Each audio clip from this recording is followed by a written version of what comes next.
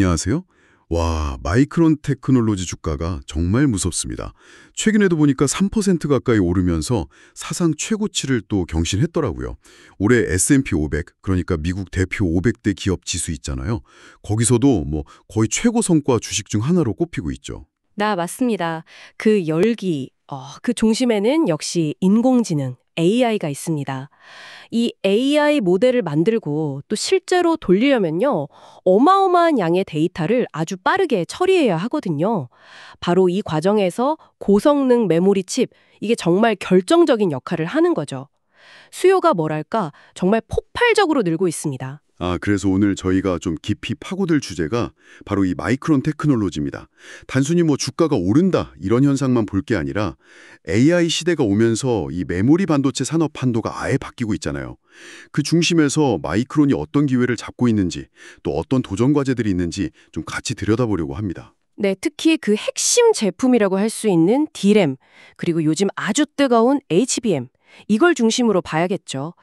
시장이 어떻게 움직이는지, 또 앞으로는 어떨지 좀 꼼꼼하게 짚어볼 필요가 있습니다. 맞아요? 마치 뭐랄까 거대한 기술 변혁의 소용돌이 속으로 함께 들어가는 그런 느낌인데요. 여러분도 함께 해주시죠. 자, 그럼 먼저 앞서 잠깐 얘기했지만 마이크론 주가 상승세 이게 정말 대단하잖아요. 이게 뭐 한두 번 반짝 오른 게 아니고 꾸준히 우상향하면서 계속 세기록을 쓰고 있단 말이죠. 이 강력한 힘의 원천이 AI라는 건 이제 많은 분들이 아실 텐데 근데 구체적으로 AI가 왜 이렇게 많은 그리고 또 고성능의 메모리를 필요로 하는 걸까요? 어, 가장 기본이 되는 건 역시 D램입니다. 동적 랜덤 액세스 메모리. 우리가 보통 컴퓨터나 스마트폰 살 때 주기억 장치라고 부르는 거 있잖아요. 바로 그 부품이죠. 그 램이요? 우리가 흔히 아는. 네, 맞습니다. CPU나 GPU 같은 연산 장치가 작업할 데이터를 잠깐 저장해 뒀다가 필요할 때 아주 빠르게 꺼내 쓸 수 있게 해주는 그런 임시 저장소 역할을 합니다. AI 연산이라는 게 결국 방대한 데이터를 끊임없이 읽고 써야 하는 작업이거든요. 그래서 빠르고 용량이 큰 D램이 꼭 필요한 겁니다. 아하. 그러니까 우리한테 익숙했던 그 디램이 AI 시대가 되면서 완전히 새로운 더 큰 중요성을 갖게 된 거군요. 그런데 마이크론은 이 디램 시장에서 어느 정도 위치인가요? 경쟁은 좀 어떤 편이고요? 마이크론은 뭐 잘 아시겠지만 한국의 삼성전자 그리고 SK 하이닉스 이 두 회사와 함께 세계 디램 시장을 거의 뭐 3분하고 있는 3대 강자 중 하나입니다. 오랫동안 이 세 회사가 합쳐서 점유율 90%를 훌쩍 넘겨왔죠. 거의 독과점 수준이네요. 그렇죠. 다만 이제 전통적으로는 삼성전자나 SK 하이닉스가 기술력이나 생산 능력에서 조금 더 앞서 있다는 평가가 있긴 했습니다. 그런데 최근에 AI용 고성능 D램 수요가 확 늘면서 상황이 좀 미묘하게 변하고 있어요. 특히 공급이 수요를 못 따라가는 현상이 아주 뚜렷해지고 있습니다. 공급 부족이요? 그러면 칩을 사야 하는 AI 기업들 입장에서는 안정적으로 물량을 받는 게 제일 중요해지겠네요. 바로 그 점입니다. 그래서 시티리서치 같은 투자 분석 기관에서는요, 디램이 AI 생태계에서 워낙 중요하고 또 지금 공급이 부족하니까 앞으로는 AI 기업들이 메모리 제조사랑 직접 장기 공급 계약을 맺으려고 할 거다. 이렇게 보고 있어요. 장기 계약이요? 네. 예를 들어서 오픈 AI 같은 큰 AI 모델 개발사들이 엔비디아나 AMD 같은 칩 설계 회사들이랑 대규모로 파트너십 맺잖아요. 그런 것처럼 이제는 안정적인 메모리 확보를 위해서 마이크론 같은 회사랑 직접 장기 계약을 하려고 할 가능성이 크다는 거죠. 오, 그거 흥미로운 관점이네요. 단순 부품 구매가 아니라 뭐랄까 AI 서비스의 핵심 인프라를 안정적으로 가져가려는 전략적인 움직임이다. 이렇게 볼 수도 있겠군요. 근데 이런 장기 개혁이 마이크론에게는 구체적으로 어떤 의미가 있을까요? 그냥 안정적인 판매처 확보, 그 이상인가요? 물론 안정적인 수요 예측, 이거 당연히 큰 장점이죠. 근데 더 중요한 건 뭐냐면 가격 협상력이랑 수익성 개선 가능성입니다. 공급이 부족한데 큰 손님들이 서로 달라고 경쟁하면 어떻게 되겠어요? 당연히 파는 쪽이 유리해지겠죠? 가격을 더 잘 받을 수 있고요. 그렇죠. 마이크론 입장에서는 더 높고 더 지속 가능한 가격으로 칩을 팔 수 있는 아주 유리한 위치에 서게 되는 겁니다. 이게 과거 메모리 시장의 고질병이었던 그 극심한 가격 변동성에서 어느 정도 벗어나서 좀 안정적인 수익 구조를 만들 수 있는 기회가 될 수 있다는 거죠. 가격 결정력이 높아진다. 그 말은 결국 이익률, 그러니까 마진이 좋아진다는 뜻이겠네요. 실제로 재무적인 전망치는 어떻게 나오고 있나요? 네, 그 전망치를 보면 기대감이 정말 그대로 드러납니다. 예를 들어서 시티리서치를 보면요. 마이크론의 매출 총이익률 있잖아요. 매출에서 원가 뺀 이익 비율. 이게 2025 회계연도 4분기에는 한 45% 수준인데 2026 회계연도 3분기에는 무려 60%에 육박할 걸로 보고 있어요. 60%요? 와, 잠깐만요. 60% 매출 총이익률이면 이건 정말 엄청난 수치인데요. 네, 맞습니다. 과거 메모리 산업이 최고 호황일 때 수준의 버금가는 정말 대단한 수치죠. 이 정도면 뭐 이익률 개선을 넘어서 회사 체질 자체가 달라지는 수준이라고 봐야 하는 거 아닌가요? 그럼 전체 이익 규모도 어마어마하겠는데요? 정확합니다. 주당 순이익, EPS라고 하죠. 기업 순이익을 주식수로 나눈 값. 이걸로 보면 더 극적이에요. 2026년에는 마이크론 EPS가 21달러를 넘을 걸로 보고 일부에서는 23달러까지도 봅니다. 21달러, 23달러? 이게 얼마나 대단하냐면 마이크론 역사상 최고 좋았을 때가 2018년인데 그때 최고 EPS가 12달러 26센트였어요. 와, 거의 2배네요. 네, 그 기록에 거의 2배에 달하는 이익을 낼 수도 있다. 이런 예측인 겁니다. AI라는 이 거대한 파도가 마이크론이라는 배를 완전히 다른 차원으로 밀어 올리고 있는 거죠. 이야, 정말 엄청난 변화네요. 그런데 마이크론의 성장 이야기가 D램에서만 끝나는 건 아니잖아요. 요즘 더 뜨겁게 주목받는 분야가 또 있는 것 같은데요. 맞습니다. D램과 함께 어쩌면 그 이상으로 마이크론의 미래 성장을 이끌 핵심 동력, 바로 HBM입니다. 고대역 폭 메모리, 하이 밴드위드 메모리. HBM, 네, 많이 들어봤습니다. 이 HBM은 AI 모델을 훈련시키고 또 추론하는 데 특화된 차세대 메모리 반도체인데요. 특히 엔비디아의 최신 GPU 같은 고성능 연산 장치에는 이게 꼭 들어갑니다. HBM, 이름부터 고대역 폭이니까 뭔가 빠르고 강력할 것 같긴 한데 기존 D램이랑은 기술적으로 어떻게 다른 건가요? 왜 AI 시대에 이게 그렇게 중요해진 거죠? HBM의 핵심은 쌓는 기술, 그러니까 적층 기술에 있어요. 여러 개의 D램 칩, 이걸 다이라고 부르는데 이걸 아파트처럼 수직으로 막 쌓아 올립니다. 아, 위로 쌓는군요. 예. 그리고 이 칩들 사이에 실리콘 관통 전극, TSV라고 하는 아주 미세한 구멍을 뚫어서 직접 연결하는 방식이에요. 이렇게 하면 칩이랑 칩 사이 데이터 이동 거리가 엄청 짧아지겠죠. 그래서 기존 D램을 옆으로 넓게 까는 방식보다 훨씬 빠른 속도로 대량의 데이터를 보낼 수 있게 됩니다.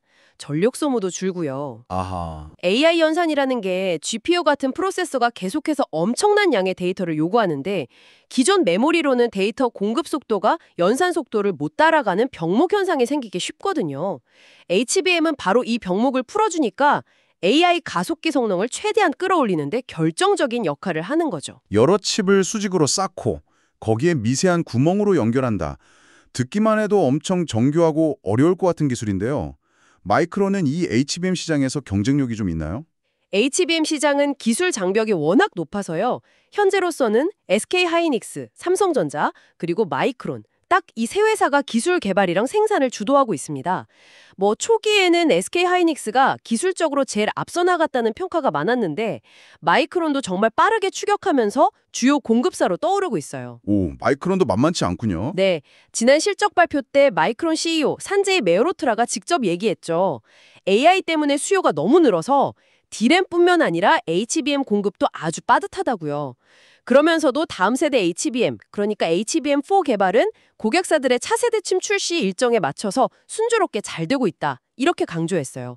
성능 요구는 계속 높아지는데 우리 그거 맞춰서 안정적으로 공급할 수 있다. 이런 자신감을 보인 거죠. HBM 역시 공급이 수요를 못 따라갈 정도로 뜨겁다는 거군요. 그럼 D램처럼 HBM 쪽에서도 마이크론에게 유리한 시장 환경이 만들어지고 있다. 이렇게 봐도 될까요? 그렇습니다. HBM은 D램보다 훨씬 더 높은 기술력이 필요하고 또 생산 수요 잡기도 어렵거든요. 그래서 공급 부족 현상이 더 심해질 수도 있어요. 이런 상황인데 수요는 강력하게 받쳐주니까 월스트리트 분석가들은 마이크론의 HBM 평균 판매 가격, ASP라고 하죠. 이게 아주 높게 형성될 거로 보고 있고 당연히 마진도 좋을 거라고 기대하고 있습니다. 그러니까 앞서 봤던 D램의 긍정적인 전망에 더해서 이 HBM에서의 성과가 마이크론 전체 실적과 기업 가치를 끌어올리는 아주 강력한 엔진이 될 거다. 이런 분석이군요. 네, 거의 뭐 지배적인 분석이라고 할 수 있습니다. 알겠습니다. 자, 그럼 D램에서는 안정적인 수요와 가격 상승이 기대되고 HBM에서는 높은 기술 경쟁력과 수익성이 예상된다. 뭐 양쪽 날개가 다 튼튼해 보이는데요. 이런 긍정적인 분석들이 구체적인 수치, 그러니까 애널리스트들의 실적 전망치 조정으로는 어떻게 나타나고 있나요? 네, 실제로 시티리서치가 최근에 내놓은 보고서를 보면요. 마이크론에 대한 기대감이 상당히 높아졌다는 걸 알 수 있습니다.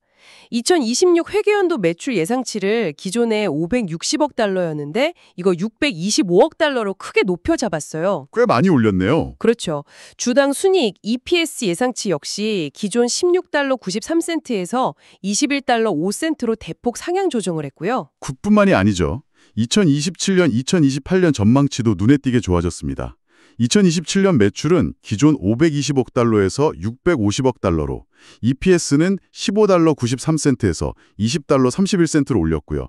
2028년 전망도 비슷하게 매출 650억 달러, EPS 19달러 71센트로 기존 예측치 매출 525억 달러, EPS 15달러 93센트를 훨씬 웃도는 수준으로 제시했습니다. 앞으로 몇 년간 마이크론 실적이 계속 높은 수준을 유지할 거다. 이렇게 보는 거죠. 실적 전망치가 이렇게 공격적으로 올라갔다면 목표 주가도 당연히 따라 올라갔겠네요. 네, 맞습니다. 시티는 마이크론 주식에 대해서 매수 의견은 그대로 유지하면서 목표 주가를 기존 200달러에서 240달러로 높였습니다. 이 목표 주가 240달러는 2026년 예상 실적 기준으로 보면 주가 수익 비율, PER이 약 11배 정도 되는 수준입니다. PER 11배.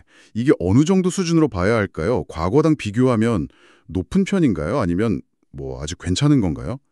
여기서 좀 더 들어가 볼 필요가 있겠는데 메모리 산업은 전통적으로 엄청난 호황과 불황을 반복하는 그 사이클 산업으로 유명하잖아요. 네, 아주 중요한 지적이십니다. 지금 이 AI 열풍을 정말 과거의 그 지긋지긋한 사이클을 완전히 없앨 만큼 강력한 건지 아니면 이것도 결국 또 다른 정점, 피크의 존재일 수 있다는 우려는 없는 건지 좀 궁금해지네요.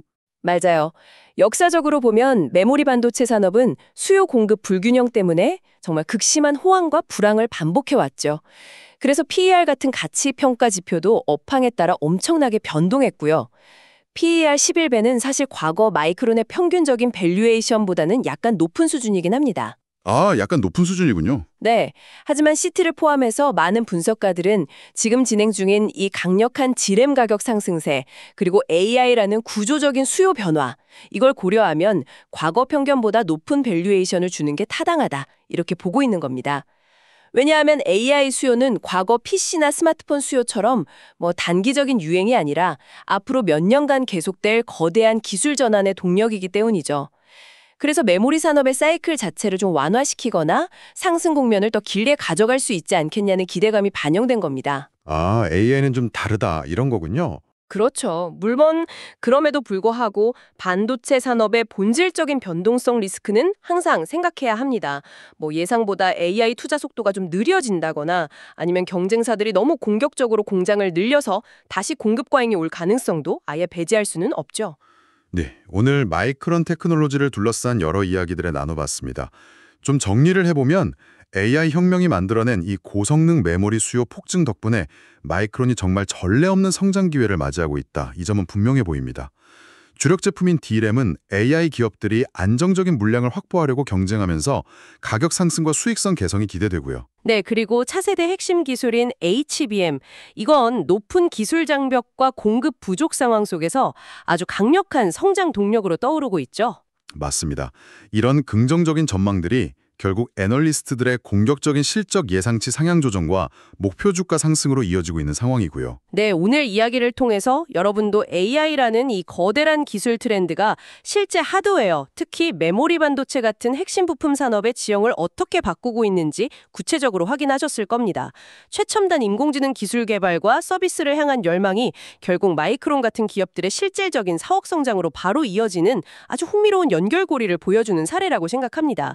이건 뭐 기술 발전에 투자하시거나 관련 산업 동향을 파악하려는 여러분께도 중요한 시사점을 줄 수 있을 것 같습니다. 네, 정말 그렇네요. 마지막으로 계속해서 좀 곱씹어 볼 만한 질문을 하나 던져드리고 싶습니다.